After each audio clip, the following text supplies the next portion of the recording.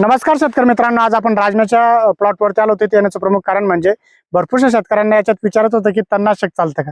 तर याच्यामध्ये तणनाशक चालतं मित्रांनो. याच्यामध्ये शटडाऊन चालतं, बेस्ट ॲग्रोचं आणि सिजंटाचं जे आहे फिजिफ्लेक्स पण चालतं. तर प्रामुख्याने बघायला गेलं आपण तर इथं आता रस किडीचा प्रादुर्भाव मोठ्या प्रमाणात येतोय. आपण जर कधी पान पाहिलं तर रफ हे पाणी तर होतंय.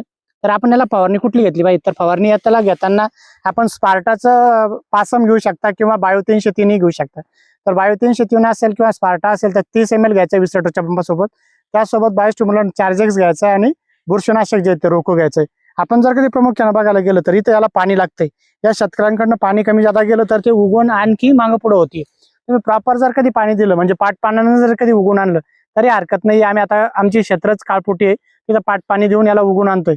आपण जर कधी बघितलं तर 100% इथं जर्मिनेशन झालेलं आहे आणि भरपूरशा ठिकाणी जर्मिनेशन आता व्हायचं बाकी.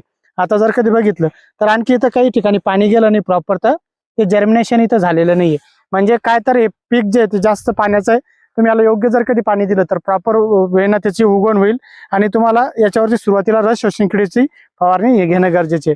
जर का तुम्हाला सुरुवातीला कमी अटॅक वाटत असेल तर तुम्ही त्याच्या ऐवजी उलालाही घेऊ शकता. उलाला तुम्हाला 20 लिटरच्या पंपाला 10 ग्रॅम घ्यायचंय.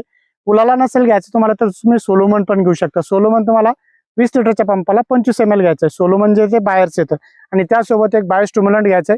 बायोस्टिम्युलंट कंटिन्युअसली स्प्रे तुम्हाला त्याच्यासाठी म्हणजे फवारणी सोबत घ्यायचंय. त्याचं कारण असं आहे की याचा कालावधी कमी दिवसाचा आहे.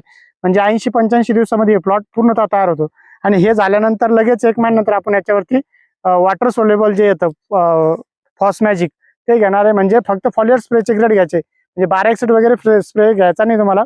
त्याच्यामध्ये जे फॉलियर स्प्रे म्हणजे जे फवारणीचे खतं असतात ते तुम्हाला इथे घेणं गरजेचं आहे.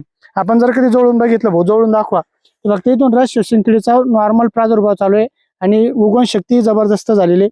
आता इथं पाण्याची गरज आहे. तुम्हाला पाण्याची ओल मेंटेन इथं ठेवणं गरजेचे आहे.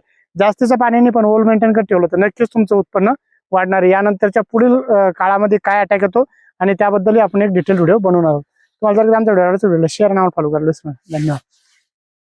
कर पण